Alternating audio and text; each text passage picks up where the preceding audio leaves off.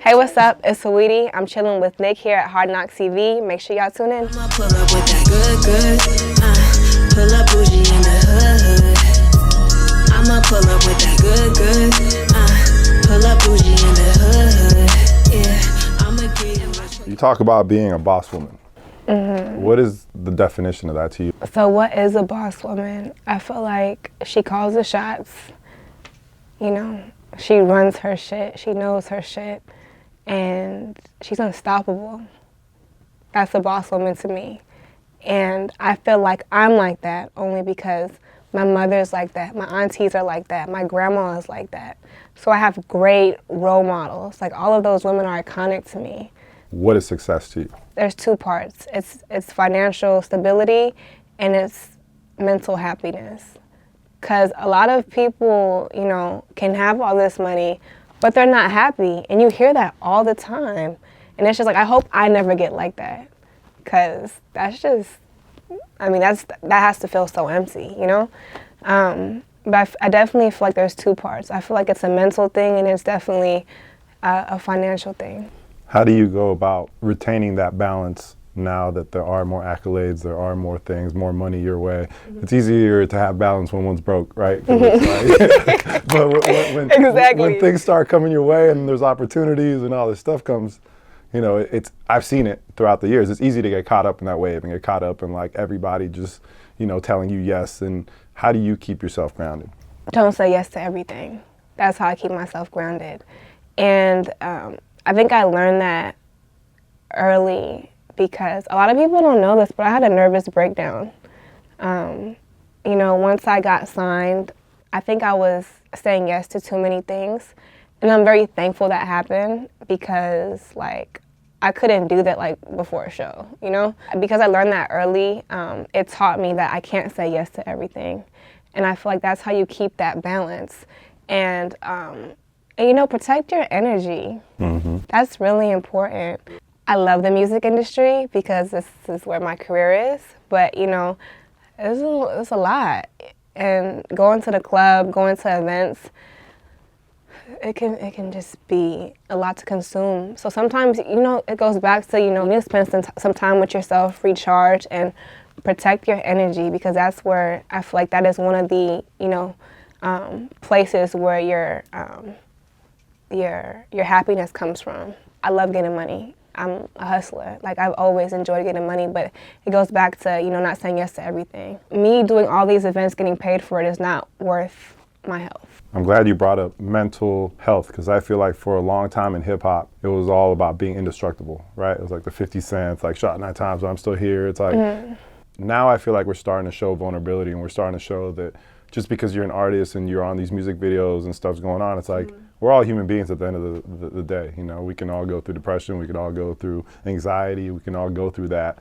And I feel like it's important for fans to see that because I feel like if you look at your idols and they always look perfect on Instagram, they always look like they're always happy, then like when you look at that, you're like, well, I'm not happy all the time, or I'm not stunting all the time, or I'm not doing that. But I feel like when artists start talking about, yeah, I get anxious too, or I get depressed too, or I get sad too, it kind of allows for the fan base to be like, oh, okay, I'm not alone when I feel that way. One idea that, I mean, shout out to everybody who don't need sleep, but I need sleep. Mm-hmm. And people need to know that their body needs to sleep. Mm-hmm. Like, we're not plugged up to something.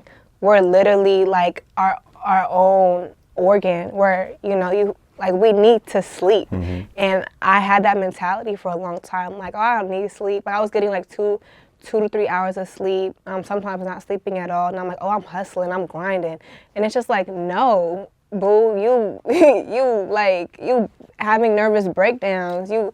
I literally was about to go onto a set, and I just started crying, and hysterically, not even knowing why I was, and it was my body was tired, and it's just like people don't realize that. I mean, sometimes it might sound good to say that. But no, you need to sleep and you need to eat healthy. Mm-hmm. I'm in it for longevity. I'd rather be, you know, a marathon runner than a sprinter, you know, because crashing is, you know, for one, you lose money that way. I don't want to like just crash abruptly and then now I look irresponsible.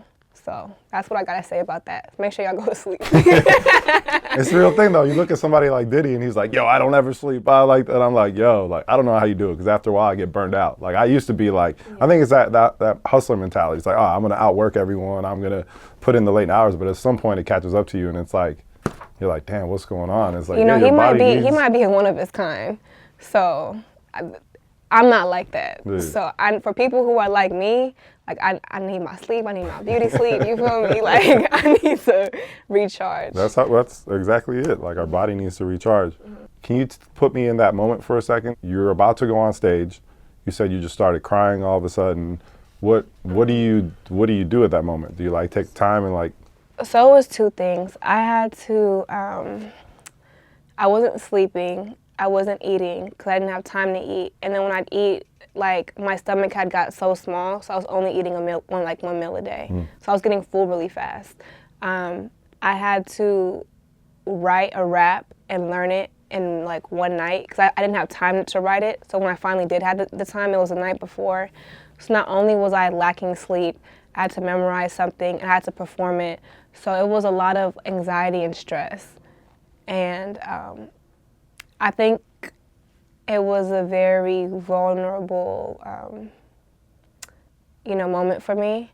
And I feel like when people go through that, they need to share it. Because once my management saw that, they're like, okay, we need to, regroup and, calculate things better. Because at the end of the day, like, I'm making money off of me. So I need to make sure that I'm in a well state of being because now I look crazy on set. But thankfully, the people who I was working with understood. So that's just one thing, like vulnerability is important because, if I hid that and I would have talked about it, they wouldn't have felt it rather than me seeing me like my makeup's messed up now. Like, okay, she's really, destructing right now because she's not getting, her necessities.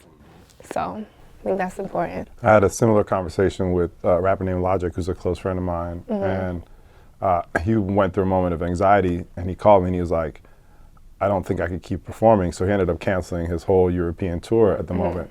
But his biggest thing is like, he didn't know how to tell his manager. He's like, my manager set all this stuff up. And I was like, look, it's your manager's job to get your money, but it's your job to let your manager know how you feel, and because they don't know that. So if you don't, I watched his thing on Netflix. Oh yeah, yeah, I saw it. Yeah, what do you think?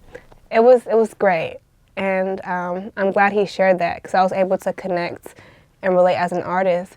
And I feel like it's important to share your story because what sucks is, the shows get canceled and now the fans are mad and they're livid and now they're coming at you. It goes back to social media, accessibility, like people being able to like reach you. So it's just like it's important to share those moments so people can understand. Is there any like last words or anything you want to leave your fans with? I'm thankful. Like, I work a lot and sometimes I can get frustrated, but I wouldn't be doing anything else right now. Like, I've always, it's weird. It's a really weird feeling. Have you ever felt like you'd rather be somewhere else? Imagine feeling like that your whole life until now. That's how I feel. Like, I wake up so happy and it's just like, wow, I'm living my dreams. That's amazing. Yeah. I feel like what you said about the mirror, it's like you switch the mindset into like speaking what you wanted to do instead of what you didn't want to do. Because I feel like so many people like have that mindset of like, I'd rather be somewhere else, but they don't like project where they want to be, like in terms of like, okay, well, this is what I need to do. And it seems like when I heard that song, I was like, okay, it seemed like that was a turning point. I mean, I don't know you. I just met you right now, but I like what you said about the speaking positivity and manifesting things to happen. Right. It's literally a mind state. And I watch a lot of interviews, and I hear it a lot, but it's literally a mind state. And once you realize that, it's like a switch. It's like a click, So, like, I'm even excited to be here right now. I'm thankful you spent time with us. No, it's all a part of the journey. Like, I really want to be in the game for a long time.